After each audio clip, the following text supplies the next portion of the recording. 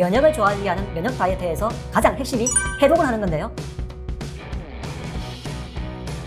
안녕하세요. 강남 허준 박용환 원장입니다. 이번 편에서는 면역을 좋아지게 하는 면역 다이어트에서 가장 핵심이 해독을 하는 건데요. 해독 중에서 장해독, 장청소가 핵심이거든요. 이 장해독과 장청소를 하는 방법에 대해서 알아보도록 하겠습니다. 면역의 대부분의 70~80%를 차지하는 핵심이 장에 있고요.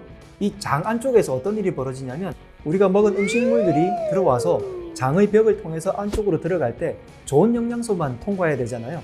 그런데 장 안쪽에 어떤 문제가 생기게 되면 나쁜 독소도 유입이 되는 겁니다. 이 장점막들을 좋게 만들어줘야 되는데 장점막들이 무너졌을 때 생기는 증상들을 LGS, 리키껏 신디롬이라고 부르는데 우리나라 말로는 새는장증후군 혹은 장누수증후군이라고 부르고 있습니다. 이런 새는장증후군을 개선시키고 나면 면역이 훨씬 더 좋아지는데 새는장증후군을 개선시키는 핵심이 해독인 거죠. 그래서 장의 환경을 개선시키기 위한 방법 중에서 위장, 그 아래에 꼬불꼬불 있는 소장, 또 뺑 돌아서 더 아래쪽에 위치한 대장을 세 부분으로 나눠서 각각 세 부분의 솔루션에 대해서 말씀드리려고 합니다. 한의학에서는 이런 위장들을 좋아지게 하는 약재들이 굉장히 많은데 산사, 신공, 메가, 육두구, 기타 등등 여러 가지가 있는데요. 그 중에서도 이번 편은 해독과 다이어트에 집중을 하는 거니까 한 가지를 말씀드린다면 산사라는 약재를 말씀드리고 싶습니다. 산사는 소화기를 좋게 하는데요. 특히 육류 음식에 의해서 탈이 났을 때 육류를 분해시켜주는 효소가 굉장히 많기 때문에 고기를 먹고 소화기가 안 좋을 때 산사를 활용할 수 있습니다.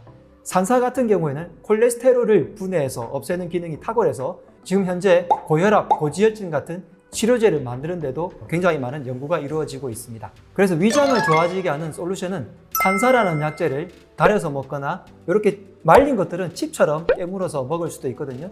활용해 보시면 좋겠습니다. 두 번째, 소장을 좋아지게 하는 것은 굉장히 많이 들어보셨을 거예요. 유산균입니다.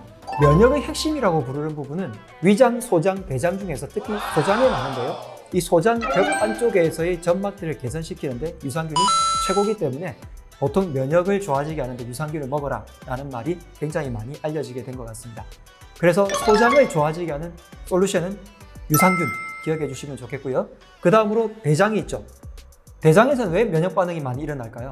위장에서 음식이 담겨져 있다가 소장에서 흡수를 하고 남은 찌꺼기가 대장으로 가기 때문에 이 독소들이 굉장히 많은 부분이 대장이에요. 이런 독소가 많은 대변 덩어리가 몸 안쪽에서 계속 머물게 있으면 말 그대로 독소가 계속해서 우리 몸 안쪽에서 작용을 해서 간문맥을 통해서 간으로 흘러들어가서 간이 굉장히 지치게 되겠죠. 그래서 이 대장의 독소인 변을 빨리 배출시켜 주는 것이 중요한데요. 적어도 하루에 한 번은 배변 활동을 하셔야 되는데 이게 잘 안 되시는 분들을 변비라고 부르죠.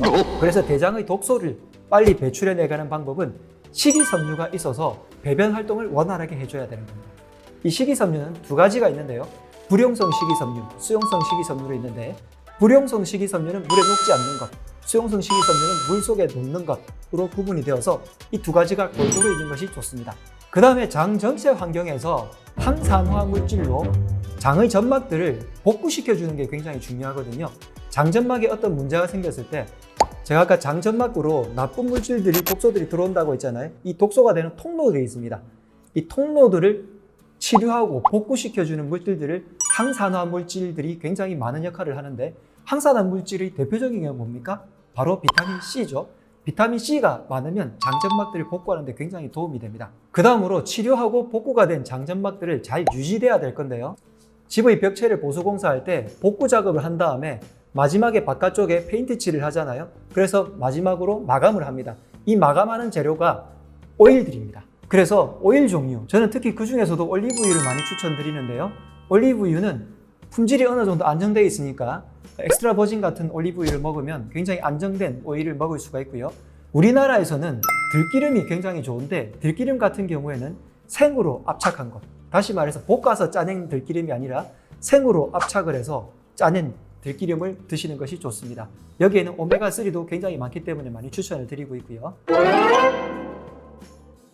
자, 이제 정리를 하자면 위쪽에 있는 위장은 산사, 중간에 있는 소장은 유산균, 아래쪽에 있는 대장은 식이섬유로 장의 환경을 개선을 하고 독소를 빼나갈 수 있고 전체적인 장점막들의 독소를 치료하는 것들은 항산화 물질 중에서 비타민 C, 그 다음에 이것들을 마감하는 것은 올리브유. 이렇게 해서 이 5가지로 여러분들의 장의 환경 전체를 복구하고 환경을 개선을 하고 해독을 해나갈 수 있습니다. 이렇게 장의 환경이 좋아져서 해독이 이루어지고 장 청소가 되고 나면 그 다음 단계로 면역이 좋은 물질들을 몸속에 집어넣어서 내 몸의 영양 균형을 맞춰서 다이어트를 해나가는 것이 면역이 좋아지는 다이어트겠죠. 그래서 면역 다이어트를 할 때 가장 첫 번째 핵심은 장을 어떻게 해독을 하고 청소를 하느냐에 초점을 맞추시면 여러분들이 그 다음 단계의 다이어트를 할 때 도움이 될 것 같습니다. 지금까지 장 해독과 장 청소를 통해서 우리 몸을 깨끗하게 만들어주는 방법에 대해서 알려드렸습니다. 건강하게 면역이 좋아지면서 여러분들의 몸이 가벼워지시면 좋겠습니다. 지금까지 강남 허준 박용환 원장이었습니다. 건강하세요.